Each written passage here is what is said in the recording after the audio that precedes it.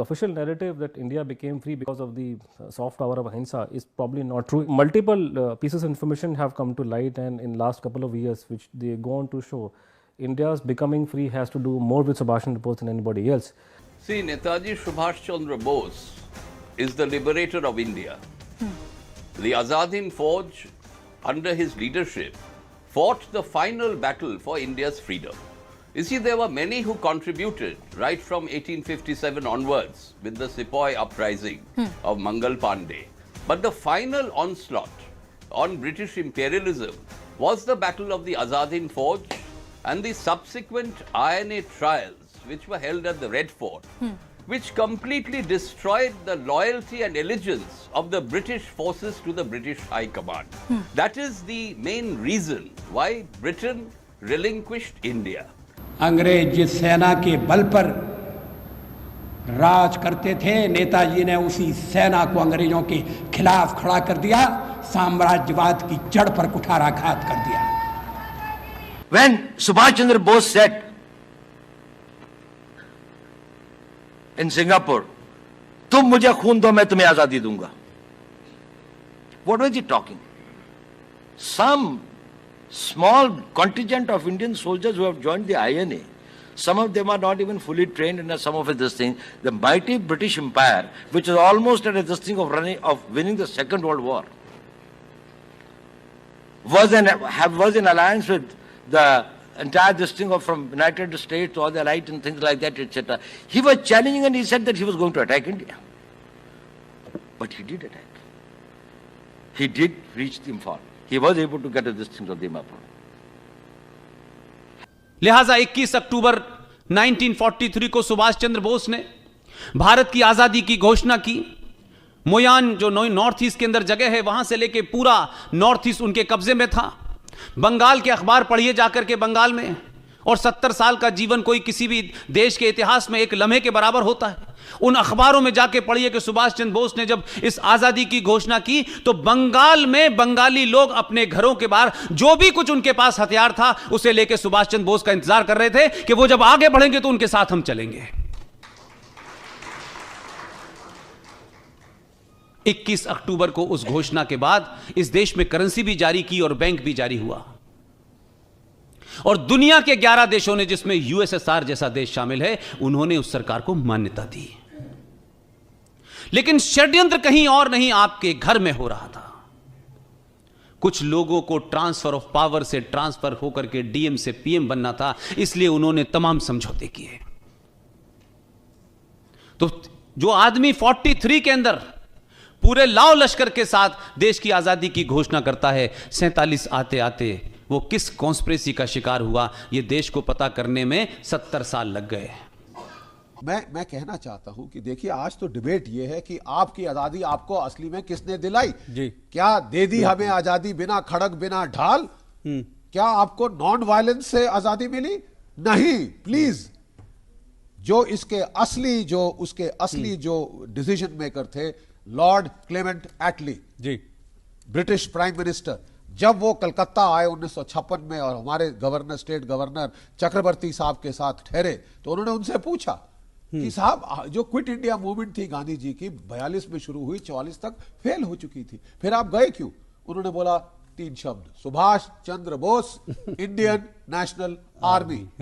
ये किसके ये शब्दावली किसकी है? जिसने independence of India act sign किया, जो डिसीजन मेकर था. और फिर उसने कहा कि साहब, आईएनए के मारे हमारी जो सशस्त्र सेनाओं में विद्रोह हो गया था. क्या आप जानते हैं हमारी नेवी में म्यूटनी हुई? 20,000 हमारे सेलर उसमें इन्वॉल्व थे, 72 शिप्स जहाजों पे, 20 आपके जो स्टेशंस थे वहां पे हमारे भारतीय जवानों ने अंग्रेजों के हुक्म मानने से इनकार कर दिया. हमारी सेना में म्यूटनी हुई थी. See, India was being controlled by the British. In this country was being controlled because of the army. Don't forget when we had, for example, Jallianwala Bagh massacre. General Dyer only gave the order to fire people. The people who actually fired at people were Indians. The Indians who were in the armed forces. So British were controlling this country with the help of the Indians in the armed forces, and because of Subhash Chandra Bose, there was a near revolt in the armed forces, and that's why they left this country. Now there are multiple reasons to believe that this story is true, because we have a lot of documents which have become available, reports of intelligence bureau, reports from the military intelligence, so on and so forth. I would like to mention two very important things which here, that Dr. Bhimrao Ambedkar, in his last interview, and he gave to the BBC, to Francis Watson, Babasaheb Ambedkar has touched upon this point with how and why India became free, and he also said that Gandhi's role was almost negligible. British were not much troubled by the cult of ahimsa, and the reason they left is because of Subhash Bose and because Netaji caused rumblings within the Indian armed forces, and that's why they decided that they could no longer control this country, because the armed forces was not on their side. I do not know how suddenly Mr. Attlee agreed, to give independence.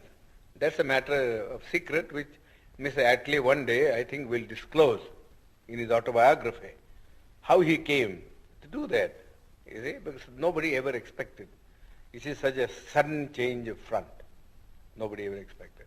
But it seems to me, from the analysis that I make about it, there are two things which I think led to the Labour Party to take this decision. One is the national army that was raised by Subhash Chandra Bose.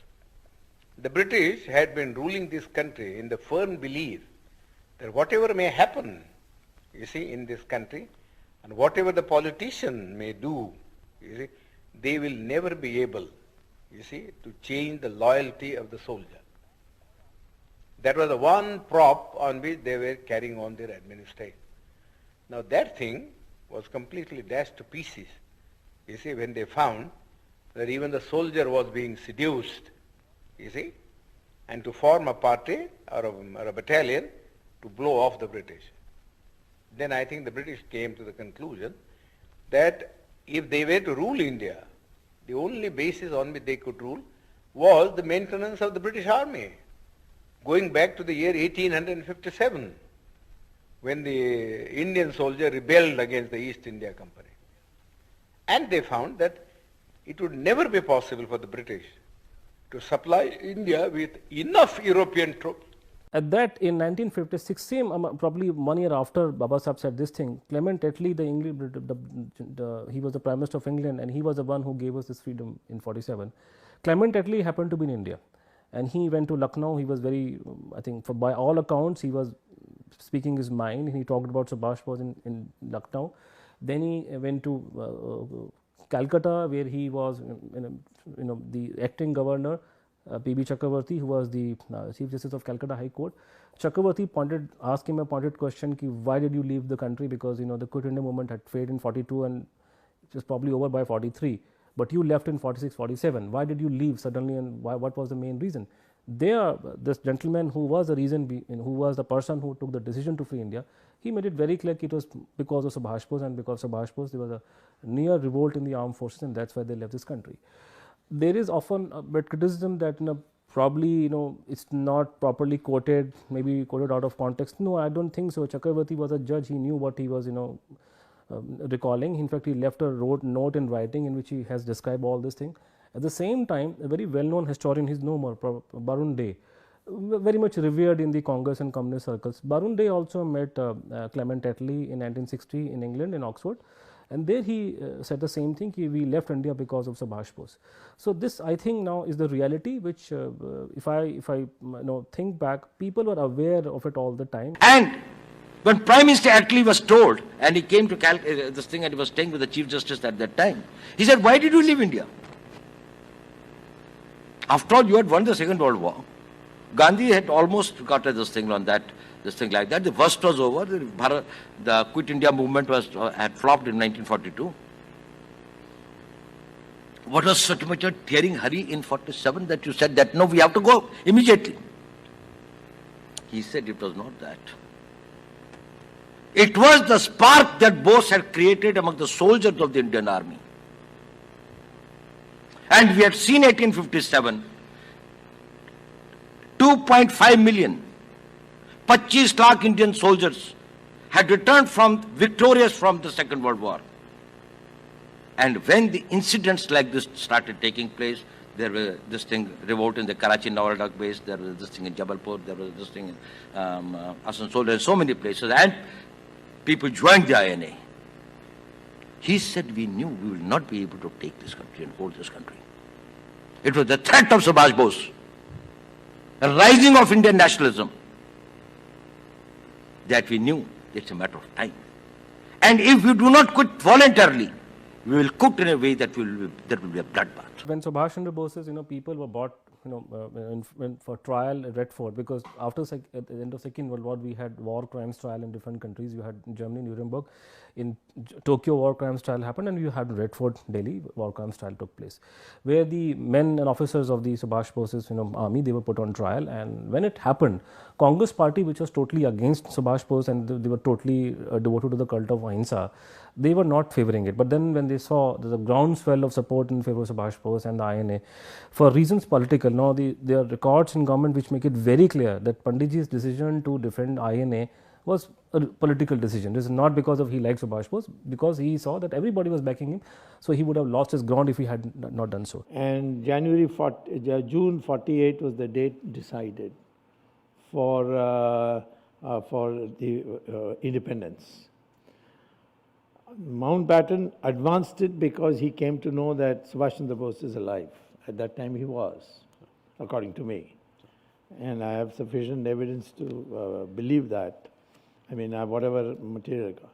So the effect of the INA on the Indian Army, Navy, Air Force was so tremendous in 1945 itself, 1946.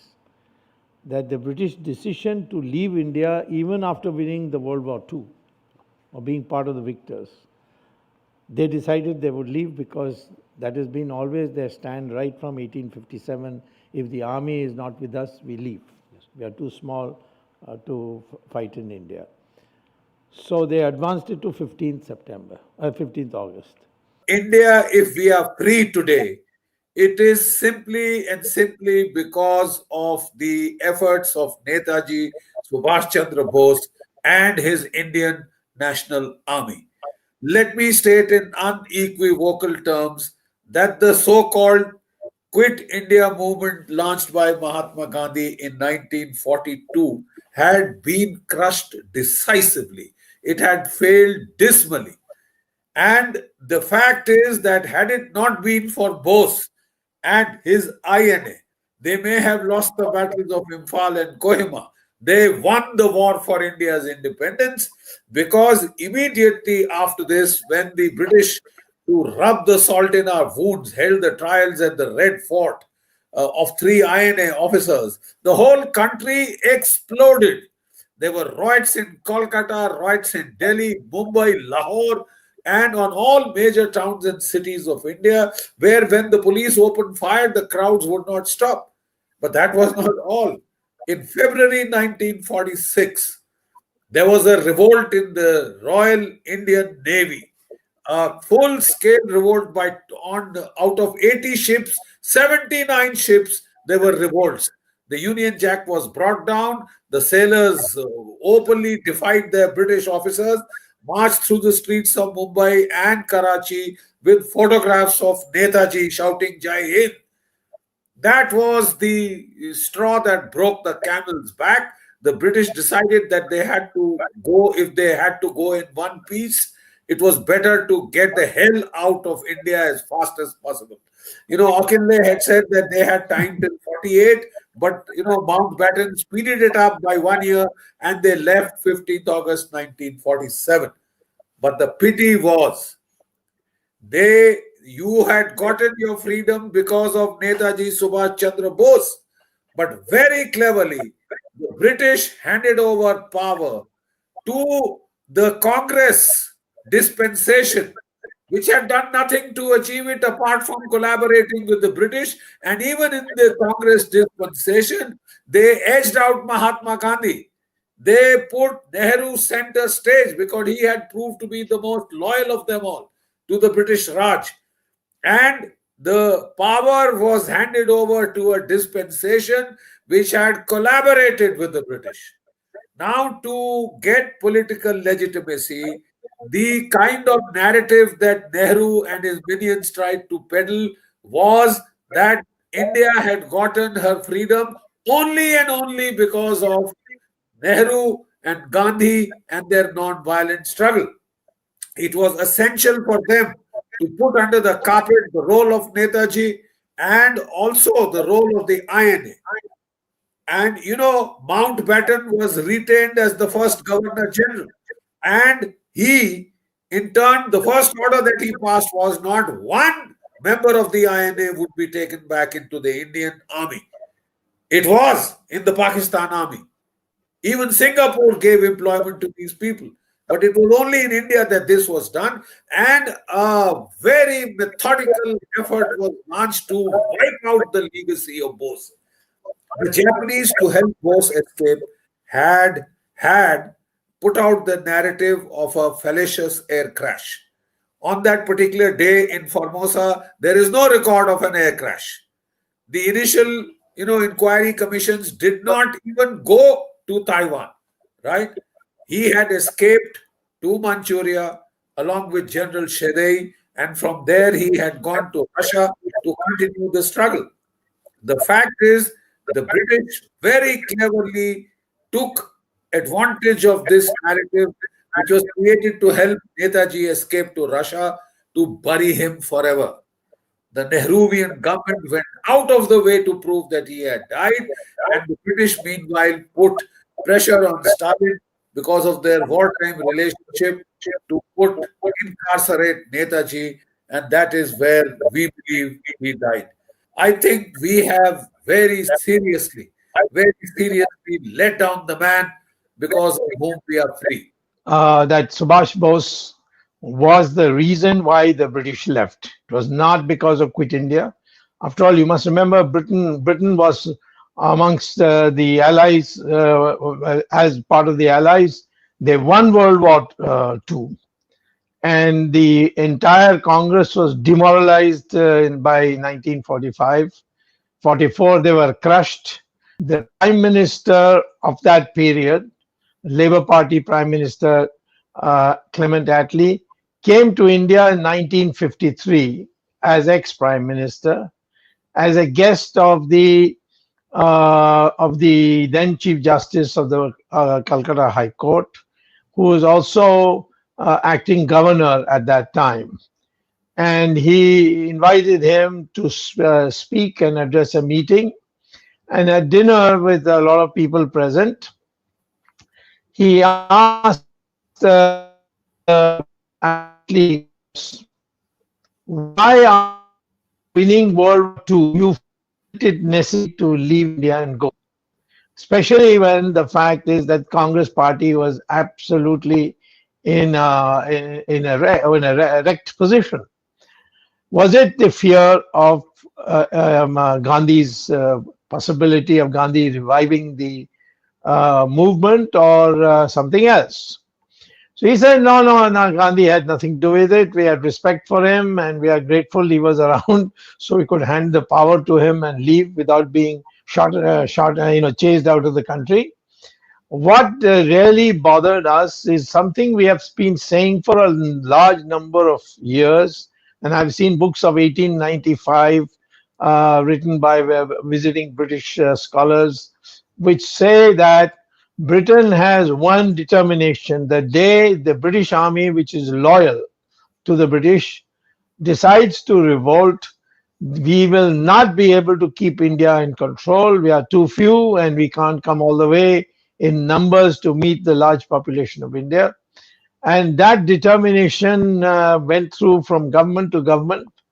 And so when Subhash Bose came and we saw this INA and this spread and this revolt and whatever now General Bakshi has described, we made a decision that we will leave. And the question was how to leave, of course, to hand it over to Gandhi, but also to break up India to as many pieces as possible. He had become PM because of Netaji, but after becoming PM, he did not utter a word about him. And thereafter, there was systematic censorship. We today talk about intolerance and censorship. These are new words, I think, in our dictionary. In those days, not a single word. Netaji was hardly referred. No program. There were no television, of course, but in radio also, there hardly anything. And there was systematic blackout. And I remember it was, I think, in 1947, immediately after we became free, that for the first time a proposal was made that we should have Subhash Chandra Bose's portrait in Parliament House. They did not agree to even that simple thing. It happened only in 1975 when Atal Bihari Vajpayee, as Foreign Minister, he applied a lot of pressure. It happened then. So you can well imagine the people who are not even willing to put Subhash Bose's portrait in Parliament House, they were not even willing to name places after him. It is the sole example in the annals of warfare where 2/3 attrition took place in the Indian National Army. 2/3 people died of their entire strength of 60,000. And still, they kept on fighting and were even tried in independent India after that. And the government never rehabilitated this thing or integrated them into the Indian Army. But anyway, that's... When people followed Subhash Chandra Bose, it is because those people of the Indian National Army trusted him. ये आदमी हमें आजादी दिलाएगा. Because he trusted them, they died for him. Because they died for him, India got independence. It is that Britishers understood that a revolt in the Indian Army is something that they will not be able to handle. जब जब लाल किले पर 15 अगस्त को तिरंगा फहराया जाएगा, जब जब प्रधानमंत्री राष्ट्र को संबोधित करने के बाद जय हिंद का जय घोष पुनरुच्चारित करेंगे, जब जब करोड़ों कंठों से जय घोष मंत्र बनकर नारा बनकर गूंजेगा, तब तब नेताजी को हम अपने आसपास यहीं कहीं पाएंगे. नेताजी हमसे दूर नहीं जा सकते. नेताजी हमारे हृदयों में बैठे हुए हैं. अश्वत्थामा की तरह से नेताजी चिरजीवी हैं. The narrative coming from the government side was focused only on Gandhiji and Nehru. There was no reference, and that's why I feel that in this social age, in this age of social media, on Facebook, where there is no censorship involved, people are able to get their whole thing out, because we have been given only one side of the story, and that's why people have become angry, and that anger is shown on social media. And I saw an example of this anger being reflected on social media when Gandhiji's statue was removed in Africa, which is not a good thing. But when it happened, you will find that most of the Indians are backing that move on social media, because that's what it's. I think this whole idea about promoting only Gandhiji and not taking others' name has actually backfired on government of India, and they should do something about it in future. Otherwise, what is going to happen, that the government narrative will continue as it is, but on social media and public will take an entirely dramatically opposite view.